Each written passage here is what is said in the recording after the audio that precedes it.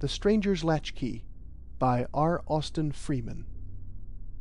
The contrariety of human nature is a subject that has given a surprising amount of occupation to makers of proverbs and to those moral philosophers who make it their province to discover and expound the glaringly obvious.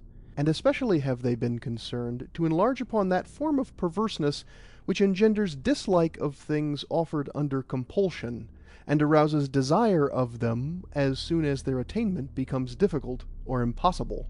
They assure us that a man who has had a given thing within his reach and put it by will, as soon as it is beyond his reach, find it the one thing necessary and desirable.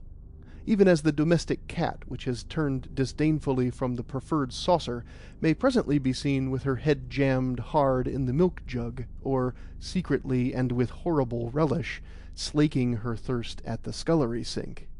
To this peculiarity of the human mind was due, no doubt, the fact that no sooner had I abandoned the clinical side of my profession in favour of the legal, and taken up my abode in the chambers of my friend Thorndike, the famous medico-legal expert, to act as his assistant or junior, than my former mode of life, that of the locum tenens, or minder of other men's practices, which had, when I was following it, seemed intolerably irksome, now appeared to possess many desirable features, and I found myself occasionally hankering to sit once more by the bedside, to puzzle out the perplexing train of symptoms, and to wield that power, the greatest after all possessed by man, the power to banish suffering and ward off the approach of death itself.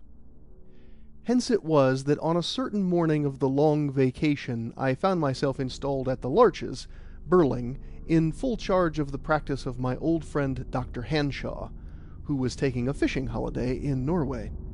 I was not left desolate, however, for Mrs. Hanshaw remained at her post, and the roomy, old-fashioned house accommodated 3 visitors in addition. One of these was Dr. Hanshaw's sister, a Mrs. Haldean, the widow of a wealthy Manchester cotton factor.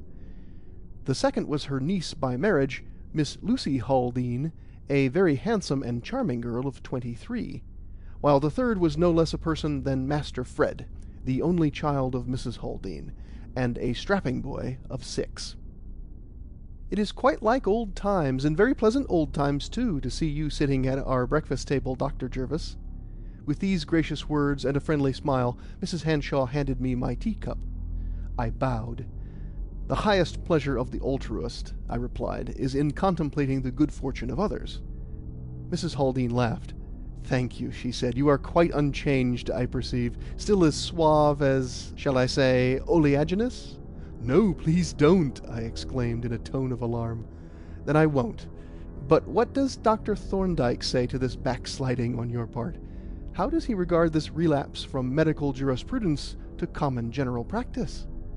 Thorndike, said I, is unmoved by any catastrophe, and he not only regards the decline and fall-off of the medical jurist with philosophic charm, but he even favours the relapse, as you call it.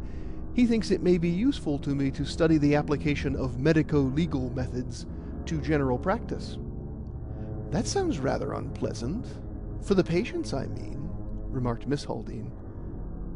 Very, agreed her aunt. Most cold-blooded. What sort of man is Dr. Thorndike? I feel quite curious about him. Is he at all human, for instance? He is entirely human, I replied. The accepted tests of humanity being, as I understand, the habitual adoption of the erect posture in locomotion, and the relative position of the end of the thumb. I don't mean that, interrupted Mrs. Haldean. I mean human in things that matter. I think those things matter, I rejoined. Consider, Mrs. Haldean, what would happen if my learned colleague were to be seen in wig and gown, walking towards the law courts in any posture other than the erect. It would be a public scandal. Don't talk to him, Mabel, said Mrs. Hanshaw. He is incorrigible. What are you doing with yourself this morning, Lucy? Miss Haldean, who had hastily set down her cup to laugh at my imaginary picture of Dr. Thorndike in the character of a quadruped, considered a moment. I think I shall sketch that group of birches at the edge of Bradham Wood, she said. Then in that case, said I can carry your traps for you, for I have to see a patient in Bradham. He is making the most of his time, remarked Mrs. Haldean maliciously to my hostess.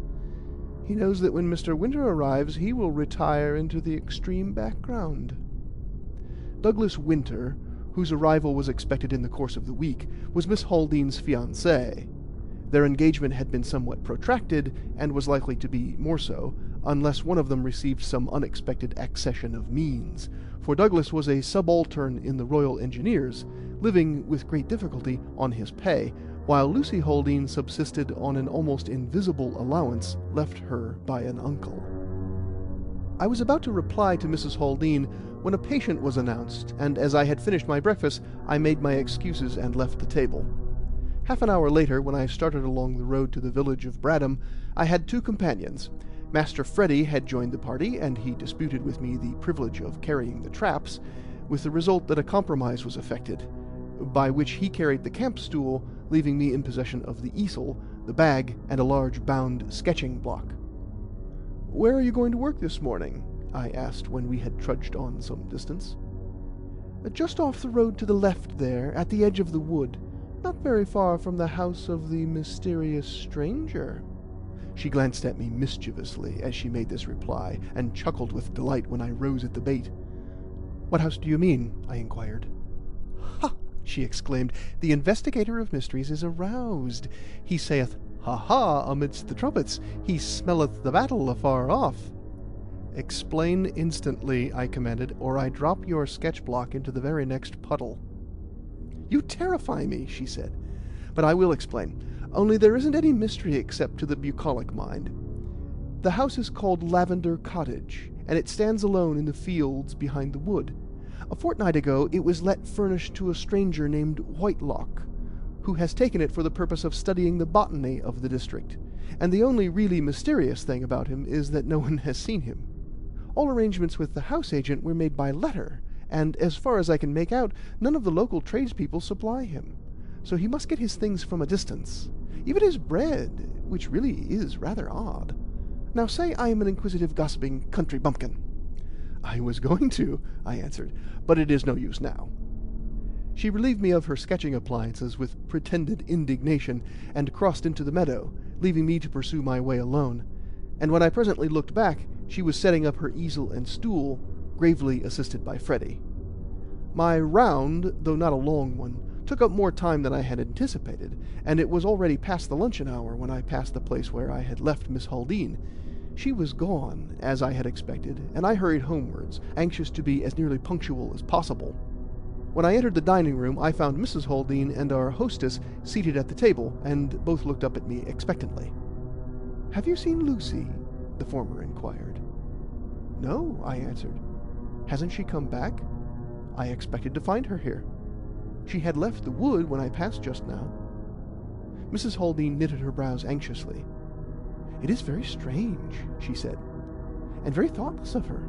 Freddy will be famished." I hurried over my lunch, for 2 fresh messages had come in from outlying hamlets, effectually dispelling my visions of a quiet afternoon, and as the minutes passed without bringing any signs of the absentees, Mrs. Haldane became more and more restless and anxious. At length her suspense became unbearable. She rose suddenly, announcing her intention of cycling up the road to look for the defaulters, but as she was moving towards the door, it burst open, and Lucy Haldane staggered into the room. Her appearance filled us with alarm. She was deadly pale, breathless, and wild-eyed. Her dress was draggled and torn, and she trembled from head to foot. "Good God, Lucy!" gasped Mrs. Haldane. "What has happened? And where is Freddy?" she added in a sterner tone. "He is lost," replied Miss Haldane in a faint voice, and with a catch in her breath. "He strayed away while I was painting. I have searched the wood through, and called to him, and looked in all the meadows. Oh, where can he have gone?" Her sketching kit, with which she was loaded, slipped from her grasp and rattled on to the floor, and she buried her face in her hands and sobbed hysterically. "And you have dared to come back without him?" exclaimed Mrs. Haldane. "I was getting exhausted. I came back for help," was the faint reply. "Of course she was exhausted," said Mrs. Hanshaw. "Come, Lucy. Come, Mabel. Don't make mountains out of molehills. The little man is safe enough. We shall find him presently, or he will come home by himself. Come and have some food, Lucy." Miss Haldean shook her head. "I can't, Mrs. Fanshawe. Really, I can't," she said. And seeing that she was in a state of utter exhaustion, I poured out a glass of wine and made her drink it. Mrs. Haldean darted from the room and returned immediately, putting on her hat. "You have got to come with me and show me where you lost him," she said. "She can't do that, you know," I said rather brusquely. "She will have to lie down for the present, but I know the place, and will cycle up with you." "Very well," replied Mrs. Haldean. "That will do. What time was it," she asked, turning to her niece, "when you lost the child? And which way—" She paused abruptly, and I looked at her in surprise. She had suddenly turned ashen and ghastly. Her face had set like a mask of stone, with parted lips and staring eyes that were fixed in horror on her niece. There was a deathly silence for a few seconds. Then, in a terrible voice, she demanded, "What is that on your dress, Lucy?" And after a pause, her voice rose into a shriek. "What have you done to my boy?" I glanced in astonishment at the dazed and terrified girl, and then I saw what her aunt had seen: a good-sized blood-stain halfway down the front of her skirt, and another smaller one on her right sleeve.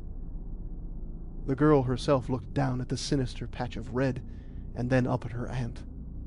"It looks like blood," she stammered. "Yes, it is.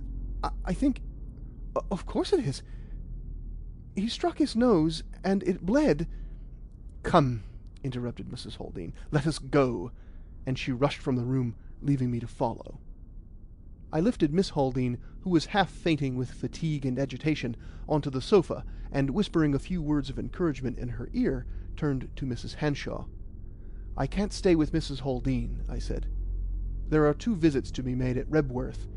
Will you send the dog-cart up the road with somebody to take my place?" "Yes," she answered. "I will send Giles, or come myself if Lucy is fit to be left." I ran to the stables for my bicycle, and as I pedalled out into the road I could see Mrs. Haldean already far ahead, driving her machine at frantic speed. I followed at a rapid pace, but it was not until we approached the commencement of the wood, when she slowed down somewhat, that I overtook her. "This is the place," I said, as we reached the spot where I had parted from Miss Haldean. We dismounted and wheeled our bicycles through the gate, and laying them down beside the hedge, crossed the meadow and entered the wood. It was a terrible experience, and one that I shall never forget. The white-faced, distracted woman tramping in her flimsy house-shoes over the rough ground, bursting through the bushes, regardless of the thorny branches that dragged at skin and hair and dainty clothing, and sending forth from time to time a tremulous cry, so dreadfully pathetic in its mingling of terror and coaxing softness, that a lump rose in my throat, and I could barely keep my self-control. "Freddie! Freddie boy, Mummy's here, darling!" The wailing cry sounded through the leafy solitude, but no answer came save the whir of wings or the chatter of startled birds. But even more shocking than that terrible cry, more disturbing and eloquent with dreadful suggestion, was the way in which she peered furtively, but with fearful expectation, among the roots of the bushes, or halted to gaze upon every molehill and hummock, every depression or disturbance of the ground. So we stumbled on for a while, with never a word spoken, until we came to a beaten track or footpath leading across the wood. Here I paused to examine the footprints, of which several were visible in the soft earth, though none seemed very recent. But proceeding a little way down the track, I perceived, crossing it, a set of fresh imprints, which I recognized at once as Miss Haldean's. She was wearing, as I knew, a pair of brown golf boots, with rubber pads in the leather soles, and the prints made by them were unmistakable. "Miss Haldean crossed the path here," I said, pointing to the footprints. "Don't speak of her before me," exclaimed Mrs. Haldean, but she gazed eagerly at the footprints nevertheless, and immediately plunged into the wood to follow the tracks. "You are very unjust to your niece, Mrs. Haldean," I ventured to protest. She halted and faced me with an angry frown. "You don't understand," she exclaimed. "You don't know, perhaps, that if my poor child is really dead, Lucy Haldean will be a rich woman, and may marry tomorrow if she chooses." "I did not know that," I answered, "but if I had, I should have said the same." "Of course you would," she retorted bitterly. "A pretty face can muddle any man's judgment." She turned away abruptly to resume her pursuit, and I followed in silence. The trail which we were following zigzagged through the thickest part of the wood, but its devious windings eventually brought us out onto an open space on the farther side. Here we at once perceived traces of another kind. A litter of dirty rags, pieces of paper, scraps of stale bread, bones and feathers, with hoof marks, wheel ruts, and the ashes of a large wood fire, pointed clearly to a gypsy encampment, recently broken up. I laid my hand on the heap of ashes and found it still warm, and on scattering it with my foot, a layer of glowing cinders appeared at the bottom. "These people have only been gone an hour or two," I said. "It would be well to have them followed without delay." A gleam of hope shone on the drawn white face as the bereaved mother caught eagerly at my suggestion. "Yes," she exclaimed breathlessly, "she may have bribed them to take him away. Let us see which way they went." We followed the wheel tracks down to the road, and found that they turned towards London.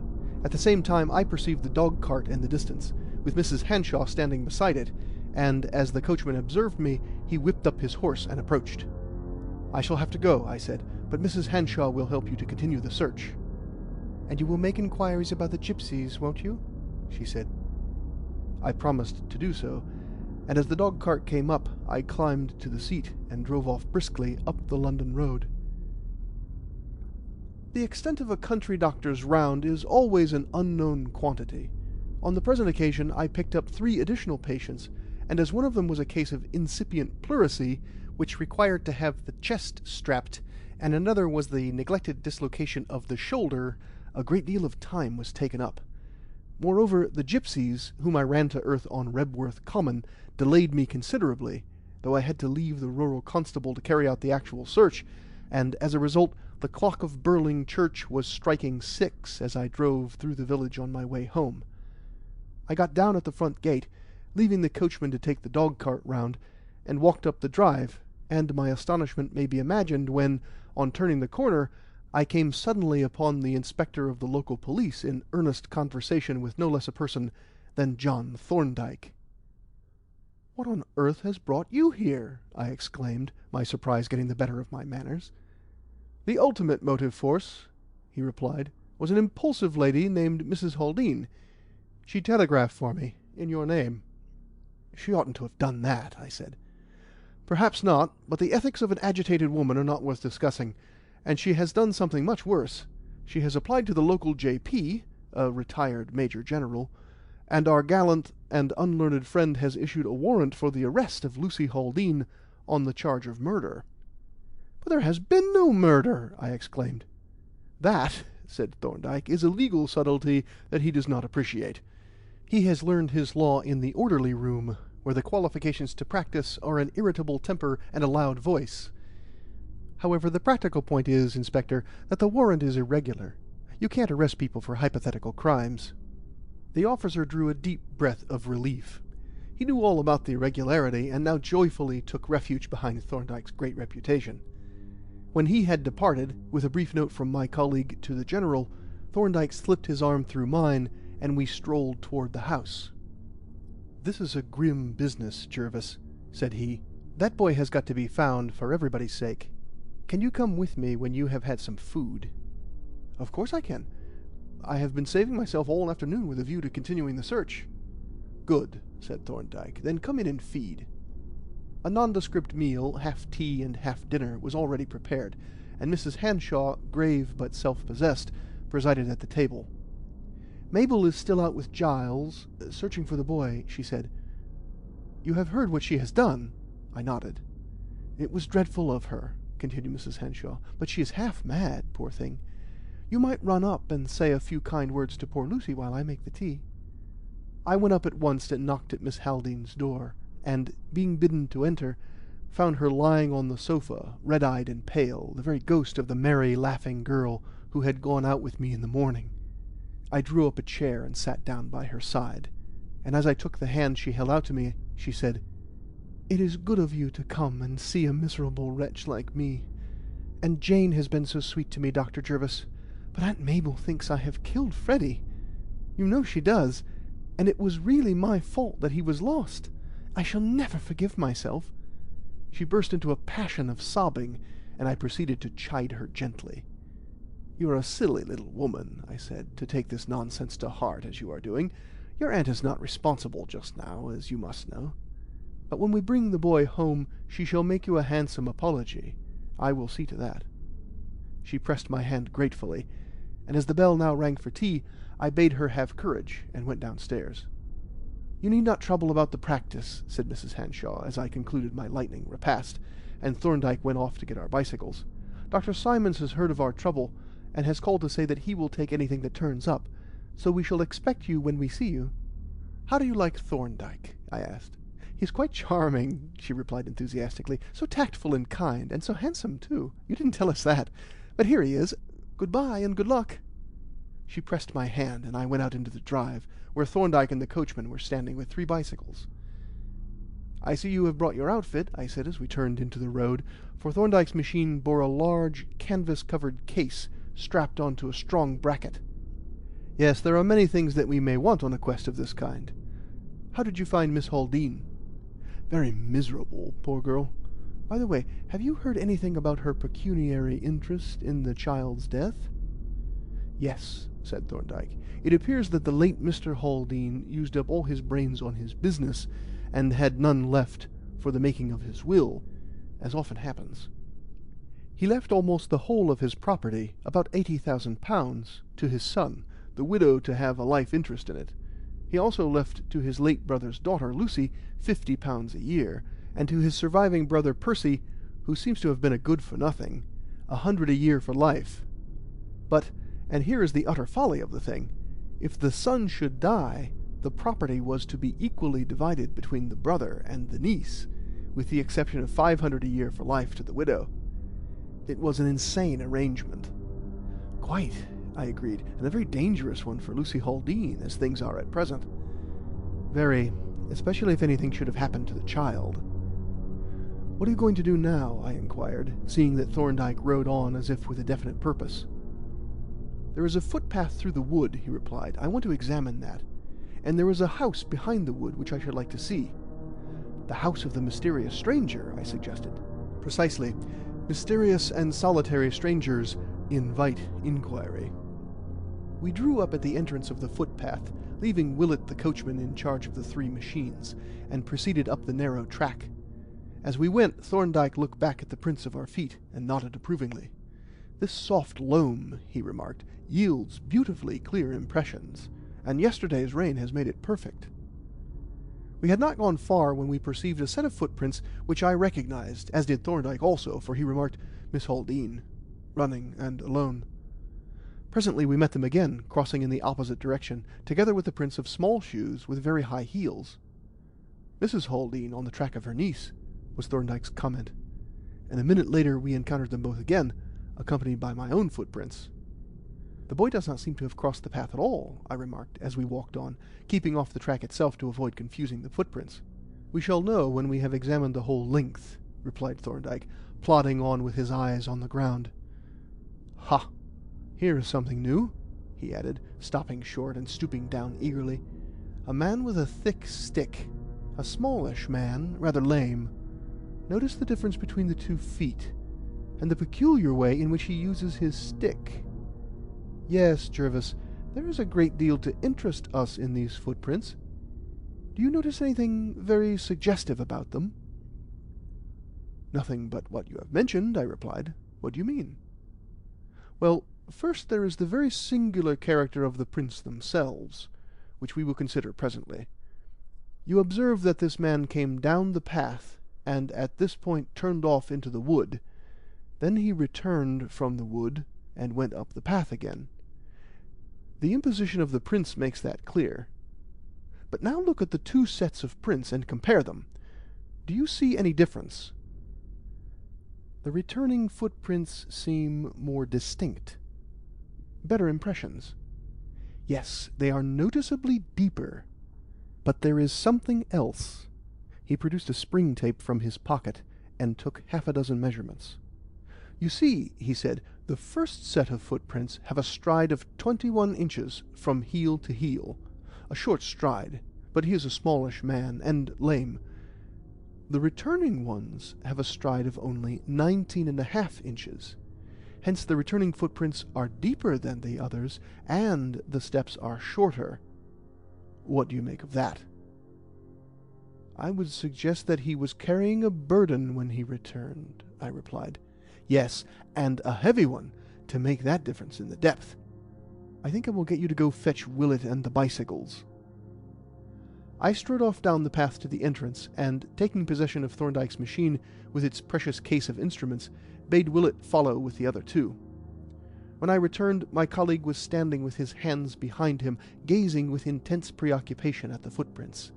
He looked up sharply as we approached, and called out to us to keep off the path if possible.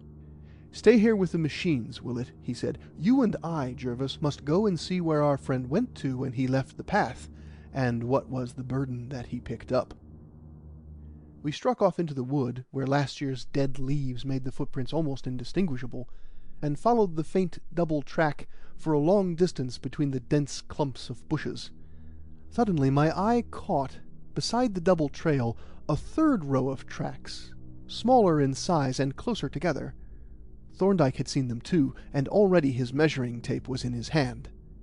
11.5 inches to the stride," said he. "That will be the boy, Jervis. But the light is getting weak.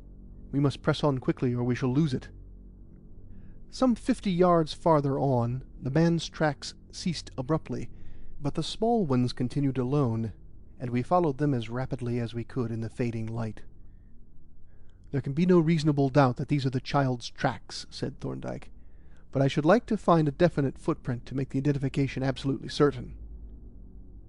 A few seconds later he halted with an exclamation, and stooped on one knee.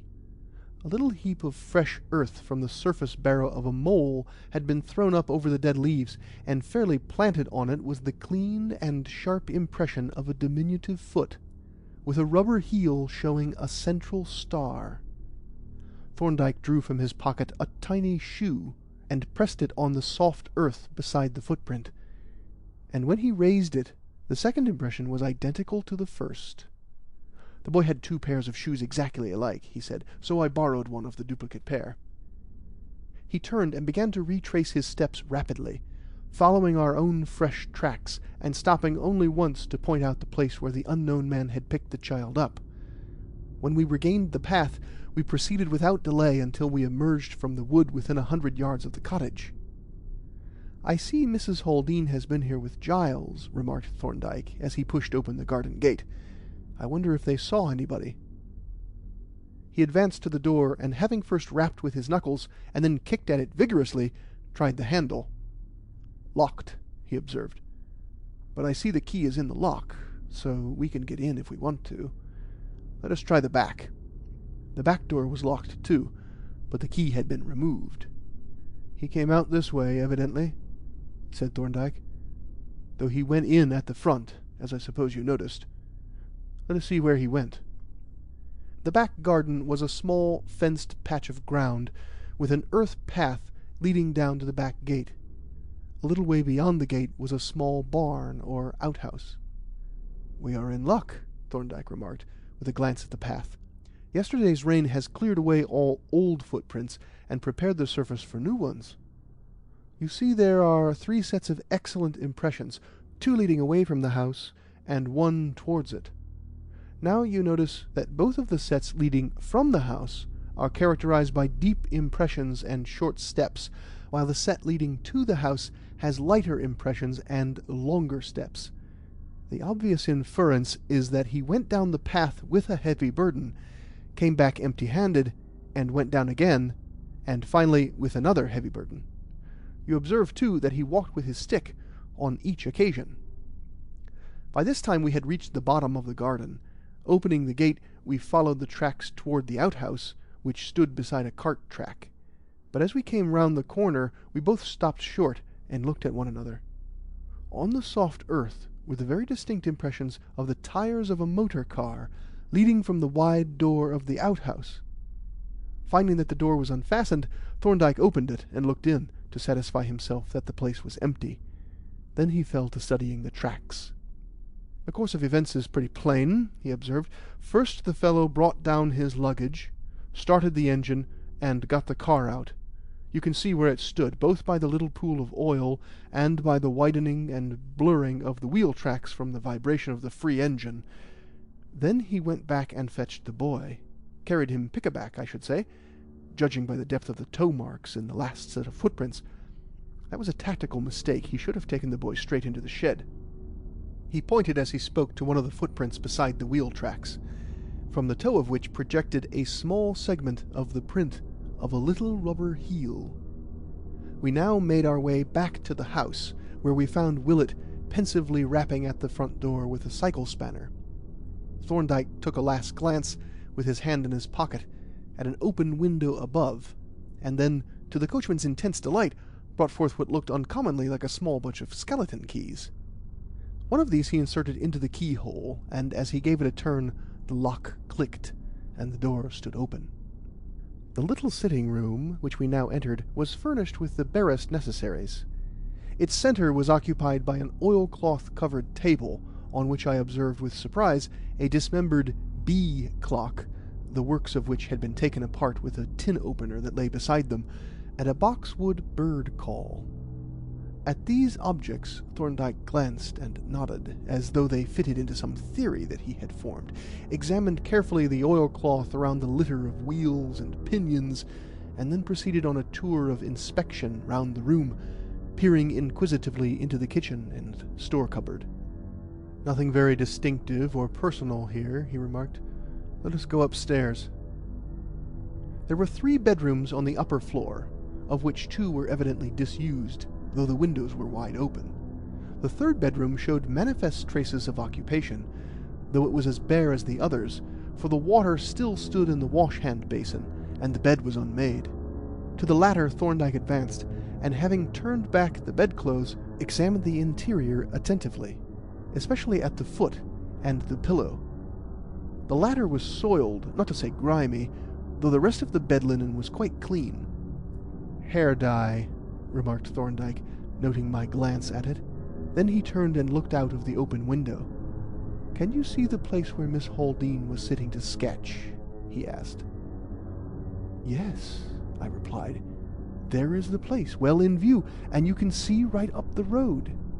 I had no idea this house stood so high. From the 3 upper windows you can see all over the country, excepting through the wood."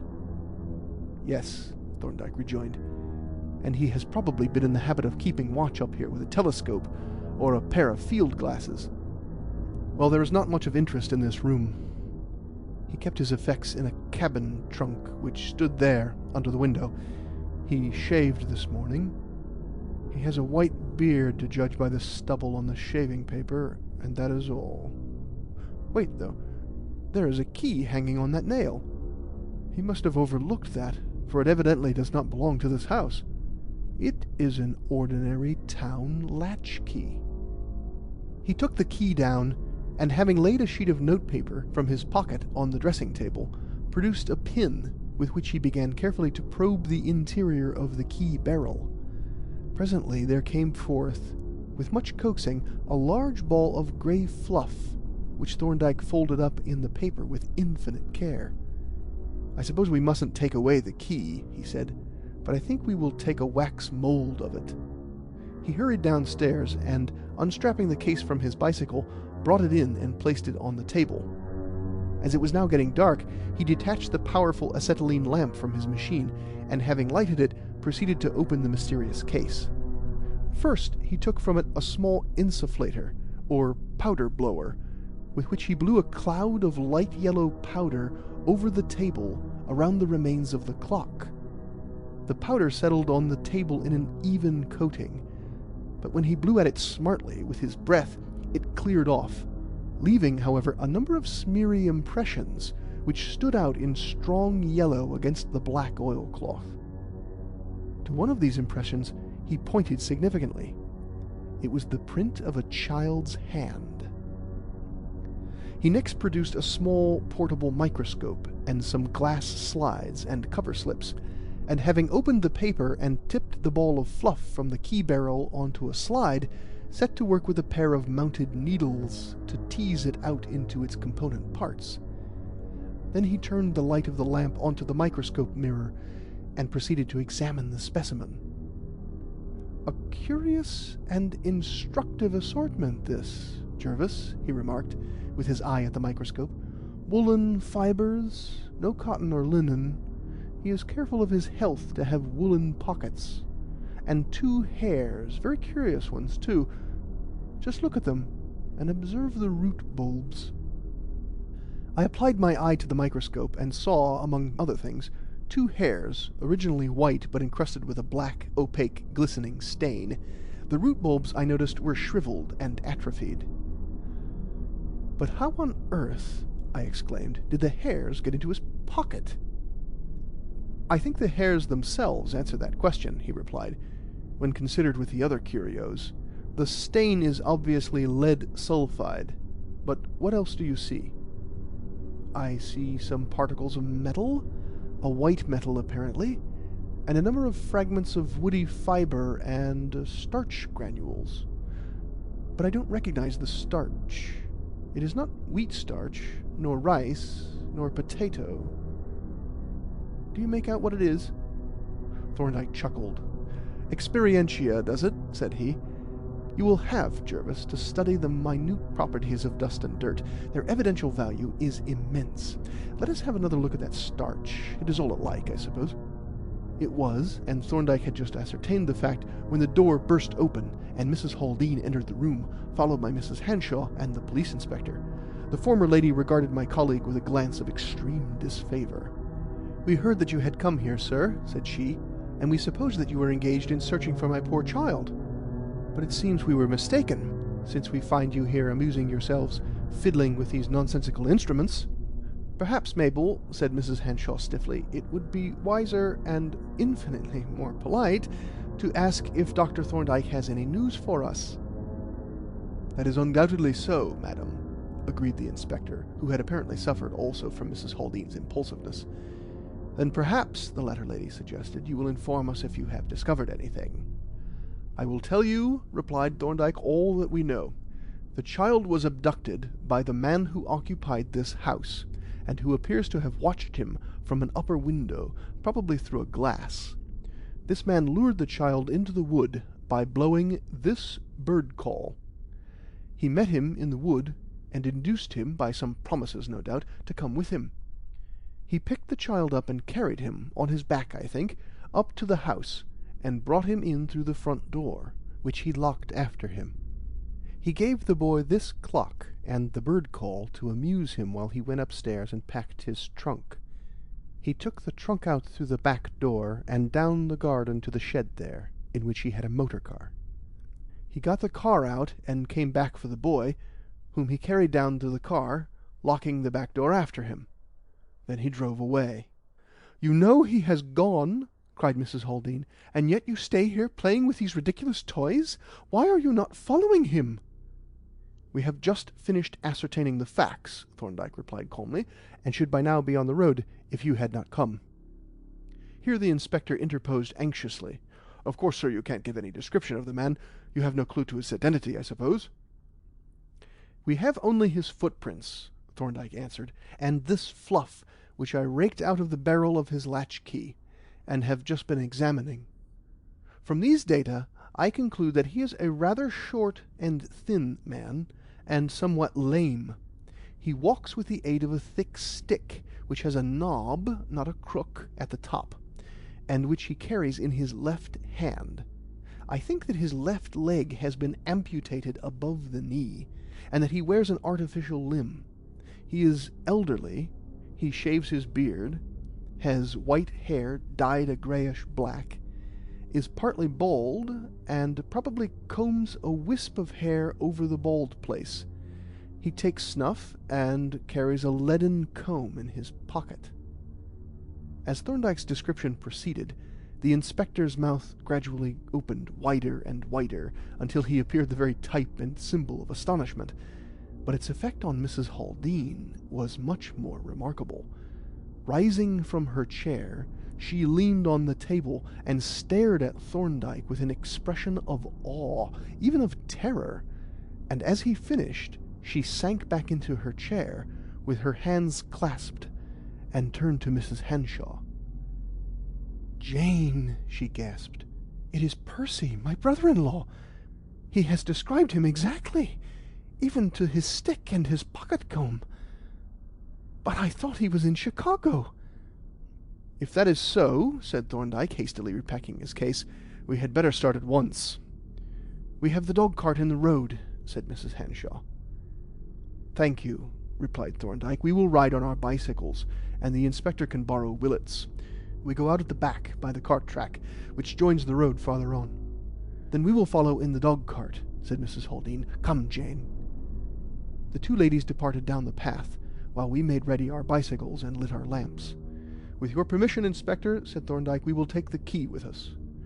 "It's hardly legal, sir," objected the officer. "We have no authority." "It is quite illegal," answered Thorndike, "but it is necessary, and necessity, like your military J.P., knows no law." The inspector grinned and went out, regarding me with a quivering eyelid as Thorndike locked the door with his skeleton key. As we turned into the road, I saw the light of the dog-cart behind us, and we pushed forward at a swift pace, picking up the trail easily on the soft, moist road.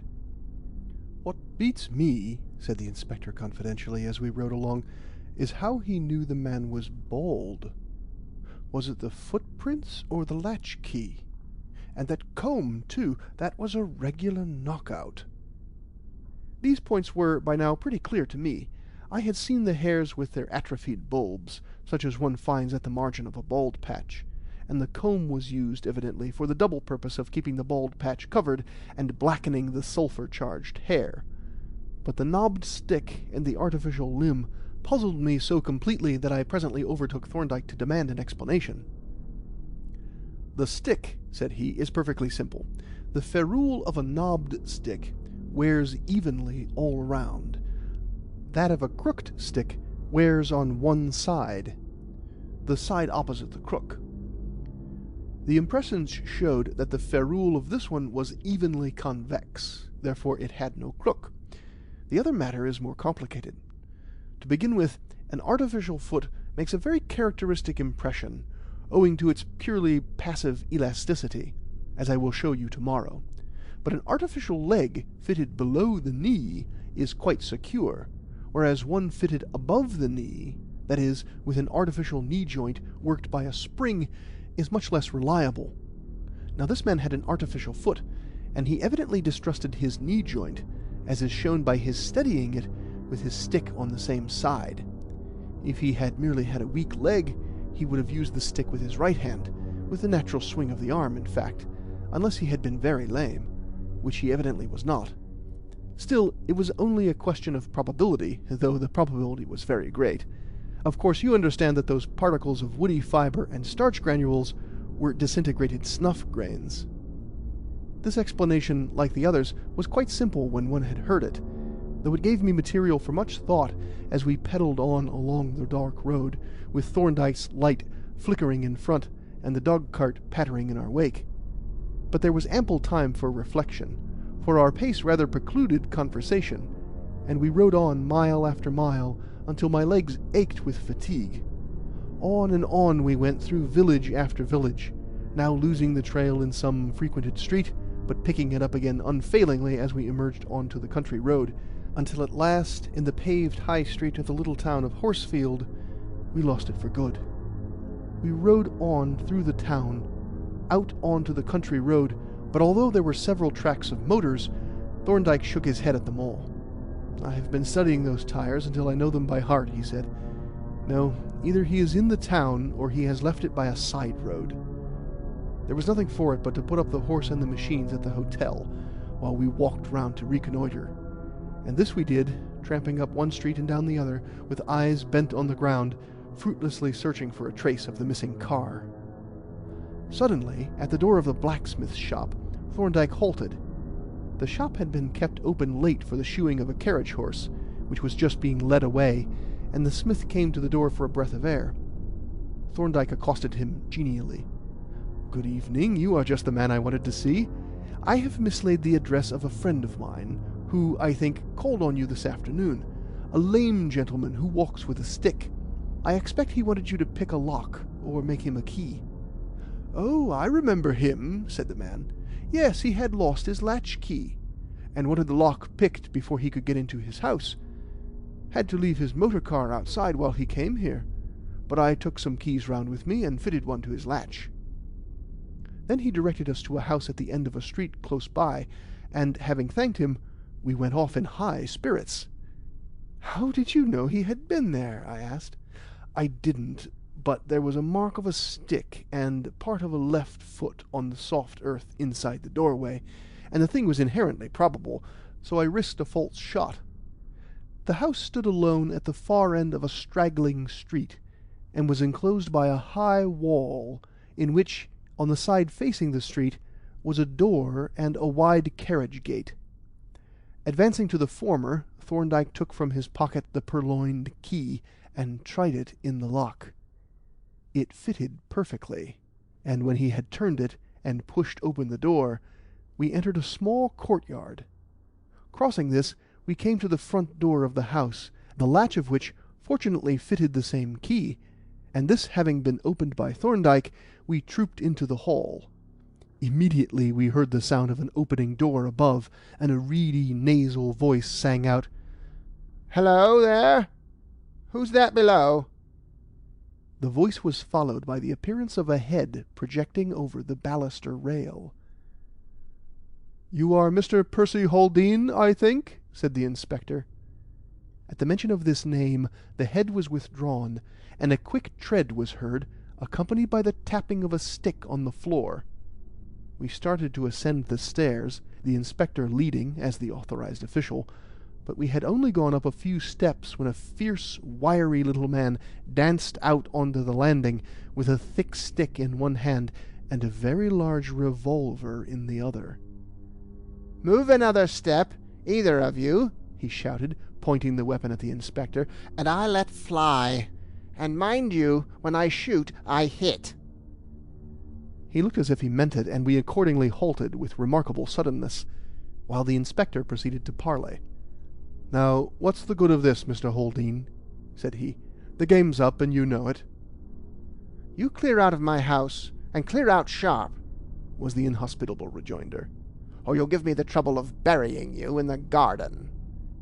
I looked round to consult with Thorndike, when, to my amazement, I found that he had vanished, apparently through the open hall door. I was admiring his discretion when the inspector endeavoured to reopen negotiations, but was cut short abruptly. "I am going to count 50, said Mr. Haldean, "and if you aren't gone then, I shall shoot." He began to count deliberately, and the inspector looked round at me in complete bewilderment. The flight of stairs was a long one, and well lighted by gas, so that to rush it was an impossibility. Suddenly my heart gave a bound, and I held my breath, for out of an open door behind our quarry a figure emerged slowly and noiselessly on to the landing. It was Thorndike, shoeless, and in his shirt-sleeves. Slowly, and with cat-like stealthiness, he crept across the landing until he was within a yard of the unconscious fugitive, and still the nasal voice droned on, monotonously counting out the allotted seconds. 41, 42, 43. There was a lightning-like movement, a shout, a flash, a bang, a shower of falling plaster, and then the revolver came clattering down the stairs. The inspector and I rushed up, and in a moment the sharp click of the handcuffs told Mr. Percy Haldean that the game was really up. 5 minutes later, Freddy boy, half asleep but wholly cheerful, was borne on Thorndike's shoulders into the private sitting-room of the Black Horse Hotel. A shriek of joy saluted his entrance, and a shower of maternal kisses brought him to the verge of suffocation.